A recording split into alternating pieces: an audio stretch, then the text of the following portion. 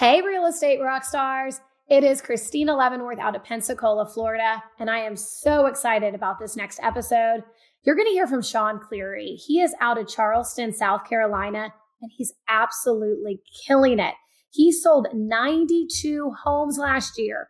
He started in late 2022, but was still working as a naval officer up until 2024. So his first full-time year in real estate, 92 homes. He has so many great ideas. One of his big things is Facebook groups. He's killing it on there, as well as just dominating with his sphere of influence. This guy has some great nuggets, and you guys are going to absolutely love this episode.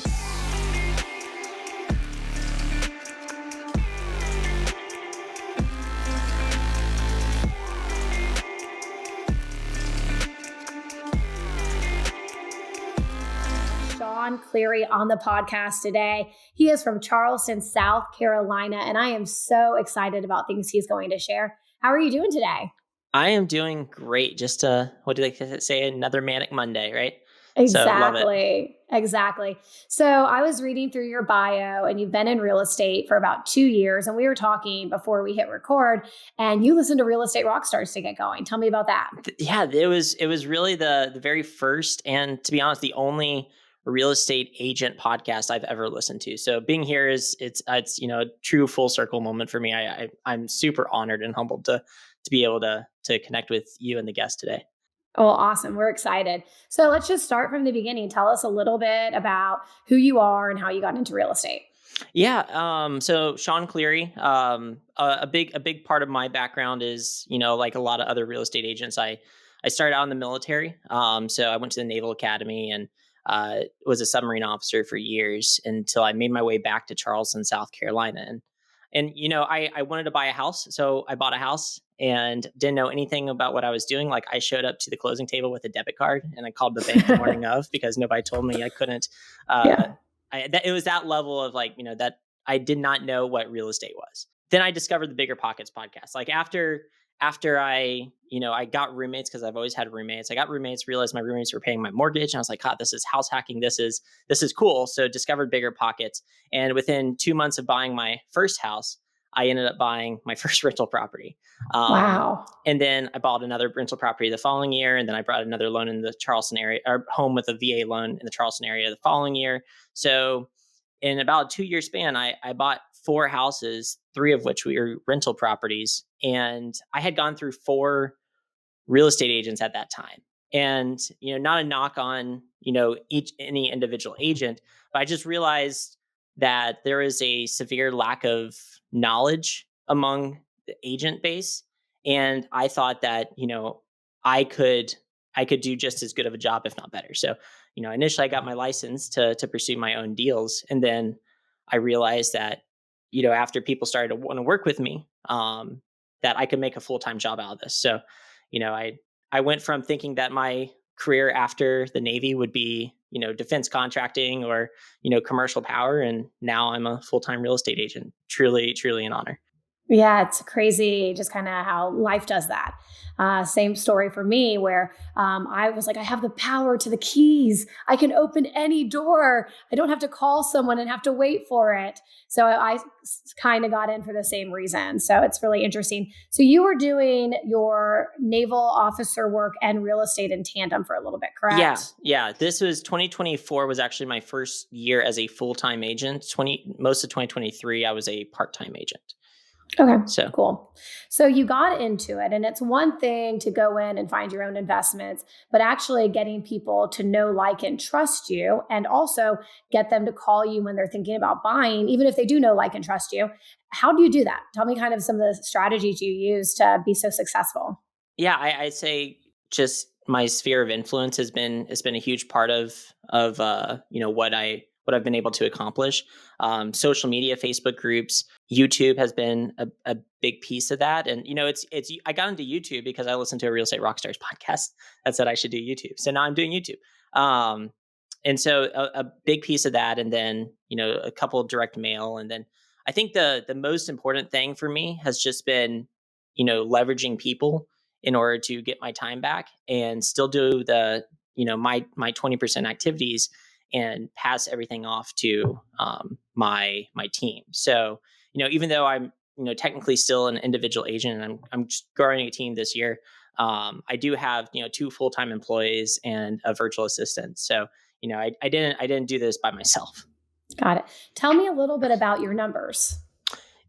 So in 22, I was licensed in September. I didn't have my first closing until November of 22. When hindsight, this is like when interest rates are rising. Everybody's holding their breath, like trying to figure out which direction the real estate market is going to go. So, in 2022, I had 3 closings in November and 6 in December, and it was like that. That was the moment of realization that, hey, I could make a full-time career of this. So 2023, I'm still a part-time agent because I'm still a full-time naval officer. But I had 37 closings and 14 million in volume. And then last year, which was my first year as a full-time agent, I had 92 sides close at around 37 million in volume. Wow, that is awesome. 97? 92, but That is insane. That is absolutely I insane. lost my mind there for a little bit. Oh my goodness. So where is the bulk of your leads coming from? Non-agent referrals. So, either past clients who've referred their friends and family and colleagues to me. Facebook groups is a huge part of my business. And I've systematized, a Facebook group process that, I'm more than happy to go through. And, there's other miscellaneous sources like YouTube and direct mail. And then sphere of influence from my own personal Facebook page has been huge. I don't do social media the way that they I can put they in quotes, they say to do social media, especially Facebook, because it's, my Facebook, if you're to go look at my Facebook profile, you're going to see like 95% business, 5% personal. So different, different mindset there. But at the end of the day, nobody doesn't know that I'm a real estate agent. And yeah, you're not a secret agent. I'm not a secret agent. And every single time I post on my social media on Facebook, I post something of value. So I tell a story. I tell a story of how this client was served by me and what I was able to do for them. I mean, it's gotten a lot of pushback from other agents actually, because here I am posting, 20,000 in concessions, 30,000 price reduction, and, blasting under contract just sold. But at the end of the day, I'm not really, marketing myself to other agents. I'm marketing myself to potential clients. So that's my personal Facebook page. And then Facebook groups has been a huge part of that too. What I love is you just got in 2022. It wasn't like you got back in 2015 when no one was doing Facebook groups. This has been a strategy. And a lot of people think, oh, well, everyone's doing it. There's no way I can get in. So I'd love to hear about your strategy with Facebook groups. Yeah, I love Facebook groups. I was kind of inspired to do this strategy through a buddy of mine who's a lender. He did something similar with my alumni network. So I decided to do something with my previous occupation, which was being a nuclear operator in the U.S. Navy. And so what I ended up doing was I systematized my past occupation and used that as a source of credibility in order to push people to real estate. And so how do we do this? So, really quick, nuclear. What was the name of your title again?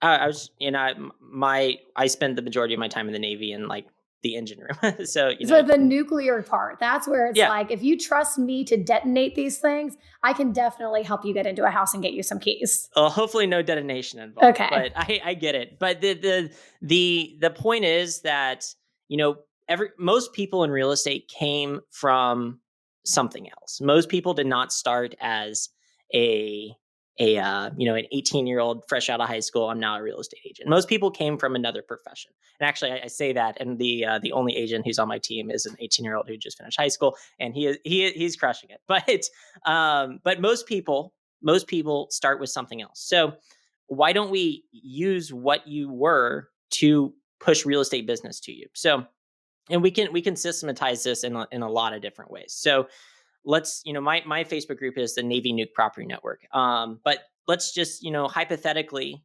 somebody who's listening is a former law enforcement officer, and they're even, current law enforcement officer, and they're trying to get into real estate, and they want to use Facebook groups as a a source of lead generation. So what my strategy is let's define our niche, which is, say law enforcement. And let's not just law enforcement in like South Carolina, which is where I'm at. Okay. And then let's take a group and let's call it the South Carolina Law Enforcement Property Network. So we're going to, instead of being, how all the Facebook groups are, it's like it's constrained to a geographic region. And everybody, like all these groups you see on Facebook, it's really funny. All like the buy, sell, trade, all the groups out there are owned by real estate agents. But you kind of have to be a secret agent because, it's like the point of the group is not to sell real estate. Whereas the point of the property network is strictly real estate. So then what the strategy is, you need to find other agents within your niche who are now doing what you're doing. So to continue our example for South Carolina law enforcement, and I'm just making this example up, on the cuff here. No, I love is let's find, so we have our person in Charleston. Let's go find, a former law enforcement officer turned real estate agent in Columbia, in Greenville, in Rock Hill, in Spartanburg, and Orangeburg. Let's go find all these other agents within the state, but non-competing in our market, and let's have a conversation with them. Say, hey, I have this vision. I want to grow a Facebook group that is the South Carolina Law Enforcement Property Network, where all the law enforcement officers and their spouses and their family can join. And now we invite these agents to the group. And this is the key, which kind of separates it from a lot of other Facebook groups, is you're doing this, you're essentially going into business with these agents, these 5 to 7 other agents. And the name of the game is get all those agents to invite their sphere of influence into this group.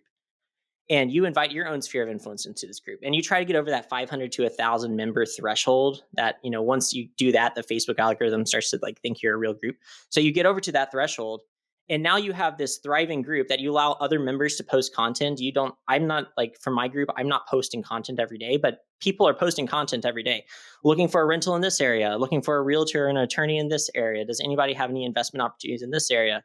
Looking for a hard money lender in this area. So it's strictly real estate. You don't have to be a secret agent. And now you make the other agents in the group who invited their own sphere of influence in order to get their buy-in, make them moderators of the group. Every single post that's posted needs to get approved by a moderator. Every single member who joins needs to get approved by a moderator. And in that joining application is just, how are you associated with South Carolina law enforcement? One sentence answer is fine. And that kind of tells, like, so you can like screen the leads as they come in, potential leads as they come in, and then, they can engage with the group. And Facebook groups, get pushed out a lot more than, your personal stuff or Facebook pages. And so then you just be helpful. You interact with those people. As people post content, they see that you're coming from a position of authority because, hey, you used to be a law enforcement officer, now you're in real estate. And then you can just start individually messaging people and try to drag them to your own personal Facebook as the conversation flows. So the beauty of this strategy is you don't have to be a secret agent. You are a real estate agent, but you come from a position of authority because this was your past occupation. You can do this with your alumni network. You can do this with, you might be, former teachers or former, whatever you are. I think there's a lot of ways to capture that niche and not have to be a secret agent. So it's a little different twist of Facebook groups in my view. I love it. So getting your sphere in, I know when you have a Facebook page, you can invite all to like you. On a group, can you invite like all of your friends to your group, or do you have to do it individually? Real Estate Rock Stars, it's Sarah Denig. And today I'm telling you, the holidays are over. If you are still nursing that holiday hangover and your whole goal for the year was just survive this season, it's time to level up. Come join us March 4th through 6th in Austin, Texas. This is a life-changing experience where people are so open. They will share. You will increase your business. If you have goals and you want to execute, come join us. We are better together, and I cannot wait to see you guys. Take this chance on yourself. Trust me. You have to like click through one by one. And not only that, I ended up, and Facebook puts a limit on how many people you can ask to join each day. But I ended up just messaging people individually. hey, I'm starting this group. It's copy and paste, but I'm starting this group. It'd be awesome if you join, just to take it once to make myself seem more genuine than, just the people who are going to invite you to like their page without ever asking you to. So your script on it, do you mind sharing it? Like if you can remember roughly what you said to everyone when you were sending them messages? Hey, I know it's something roughly like, hey, I know moving with the military it's stressful, and, not having, resources on the other end there. I'm trying to solve that by creating this property network where people in all fleet concentration areas can get real estate advice. Something very simple to that effect. That is really, really cool. I love it. So out of your 92 this year, do you know roughly how many came from this group? Probably 15. Okay, awesome. Probably 15, and then my alumni group probably the same. Got it. So with sphere of influence, you talked about that a lot. I heard you keep going back to it. I have agents on my team, other people I work with, where yes, they're going to post and they're going to wear their name tags. Did you do anything special to really infiltrate your sphere? I just started posting, and I post stories about, the nuts and bolts of each individual deal. And, Okay. people, and it's not about me. And like that, and that's the thing that, kind of grinds my gears about the real estate industry in general is a lot of real estate agents try to make it about them. It's not about them. It's about the clients. Have that client focus. And so that's what I kind of had is, that client focus. I wanted to make sure that people knew that I was an agent, but also that I was, going above and beyond to serve my clients. And so that's been huge, and people see that on Facebook. And again, like a lot of people like came from that Facebook group, and then I friend requested them. Now they're interacting with my personal page, and now they start to see that and on a more, personal level. It's more salesy, but I make sure that the Facebook group itself does not seem sales based. I don't want to come across as sales. I want to be strictly value, and people are going to see that, and they're going to DM you and message you. So are those videos you're posting on stories mostly when you're sharing stories? No, it's just it's just something very simple from Canva, like under Okay. contract, and then I write like 4 paragraphs of what happened, and Okay. it's shocking. It's shocking the people I talk to who say they've been reading all my posts for the past year or two, and I just seem so knowledgeable about real estate. And Yeah. it's because it's like you spend the time to to write those stories out, and your sphere responds. You mentioned that you're getting a lot of referrals from past clients and friends and whatnot. Are you specifically asking for that, or is it something that's coming naturally? Yeah, it's both, right? Because I think a lot of agents have the problem when they first get started is like that the fear of asking for business, and it's I always thought that if I just do a great job and I stay in touch, they're going to refer business to me. And I find that doesn't really happen. And so I've started, once a year, I'll write a handwritten card saying specifically, hey, it's awesome. Here's this, inside, joke or something that's specific to this person. I hope you're doing great. As you know, referrals are lifeblood of my business. If you know of anyone who's, thinking about buying or selling, I would love to connect with them. Just send a very simple card to them once a year. And then what I have found, and I can't believe I didn't find this app sooner. It's this app called Reach. Have you heard of it? I haven't. No, this is like the most game-changing app out there for staying in touch with people and seeming genuine.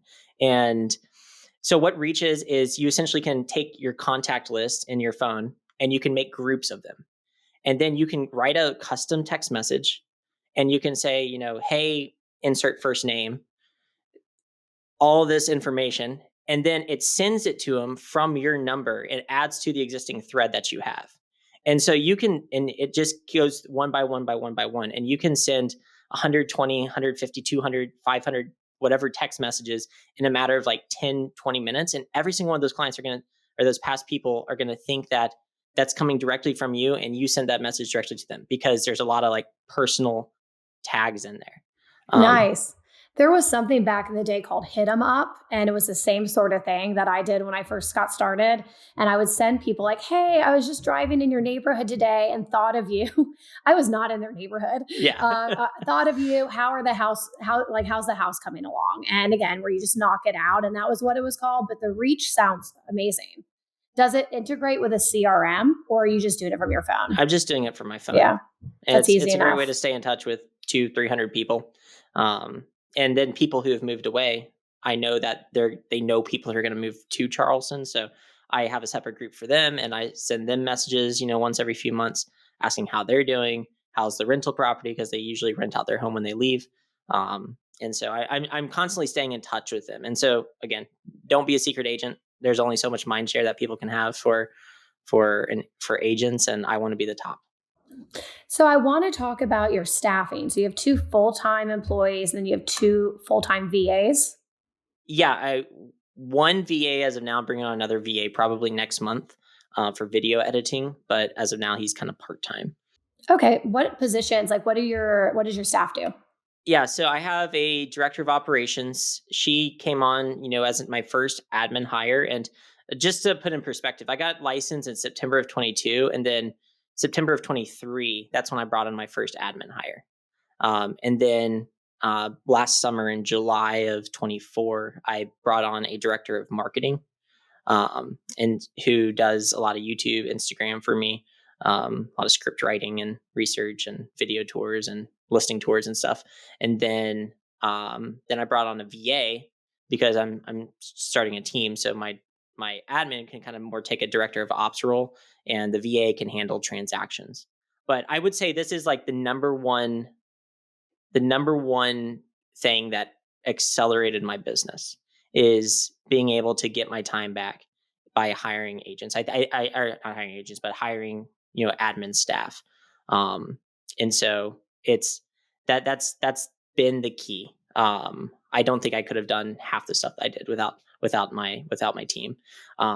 And so I this past summer, I hired my director of marketing, and I did the approach a little differently when I hired them. And shout out to my Maps coach who was instrumental in helping me come up with this process. But I wanted a director of marketing, and I knew that I knew it was going to be a hot position because it's Charleston, South Carolina, and everybody wants to move to Charleston, South Carolina, and there's a lot of marketing people.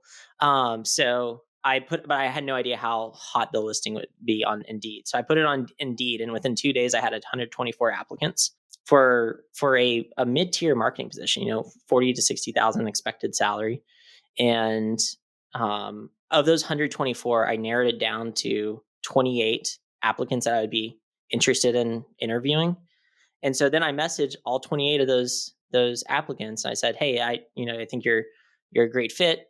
If you don't mind, by next Tuesday, send me a 2-minute video on why you think you'd be a great fit for my team and my company."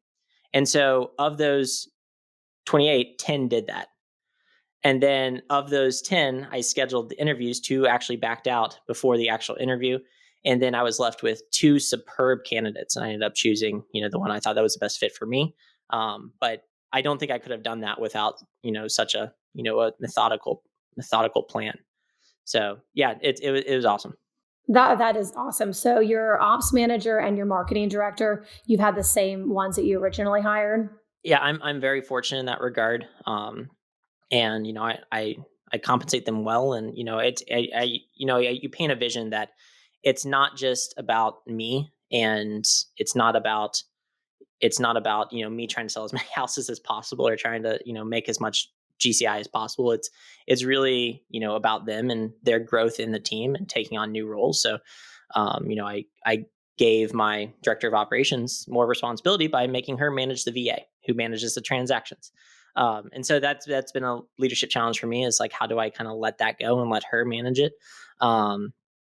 But then there's obviously compensation bonus structures tied to business they bring in and to the company profits, stuff like that. So I paint a picture, and I want them to grow with the team, and I hope they stay around for a while. So you brought on one buyer's agent or just one agent? The I have brought on, 18-year-old? yeah, as of last week, Okay. I have one buyer's agent, Okay, and awesome. looking to grow a team of, maybe 6 agents by the end of the year. That's awesome. So you had mentioned YouTube a little bit. So how long have you been doing YouTube? And is your channel one of those like moving to Charleston, or did you go a different route? Yeah, I've been doing YouTube since it was actually funny how I got started in YouTube was, I don't know if you remember, back in 2022, Southwest Airlines canceled like 3/4 of the flights around Christmas time, and I was actually, my wife and I, we were kind of stuck in that.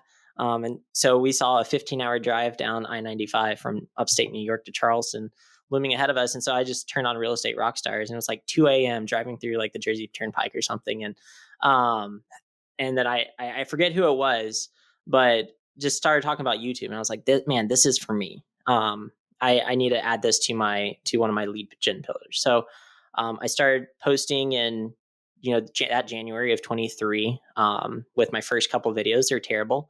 Um, I realized that it's much better to um, to hire editing for your videos instead of trying to do it yourself. So I went through a few video editors on Fiverr. I don't use Fiverr anymore. I found a VA who's able to do that at, a fraction of the cost, and they probably make more money because there's no fees.